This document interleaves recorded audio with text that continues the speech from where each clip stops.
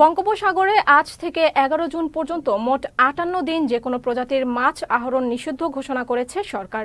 এতে কর্মহীন হয়ে পড়েছেন ভোলার প্রায় ৬৫,০০০ নিবন্ধিত সাগরের জেলে। তবে ভারতের সঙ্গে মিল রেখে নিষেধাজ্ঞার সময়সীমা নির্ধারণ করায় খুশি ভোলার জেলেরা। এই সময় জেলেদের মাথা পিছু ৭৮ কেজি করে চাল দেবে সরকার। মৎস্য ও প্রাণী সম্পদ মন্ত্রণালয়ের এক প্রজ্ঞাপনে বলা হয়, সরকার বাংলাদেশের সামুদ্রিক জলসীমায় মাছের সুষ্ঠু প্রজনন, উৎপাদন, সামুদ্রিক মৎস্য সম্পদ সংরক্ষণ এবং টেকসই মৎস্য আহরণের জন্য প্রতি বছর ১৫ এপ্রিল হতে ১১ জুন পর্যন্ত মোট ৫৮ দিন সকল প্রকার মৎস্য নৌযান কর্তৃক যে কোনো প্রজাতির মৎস্য আহরণ নিষিদ্ধ ঘোষণা করেছে।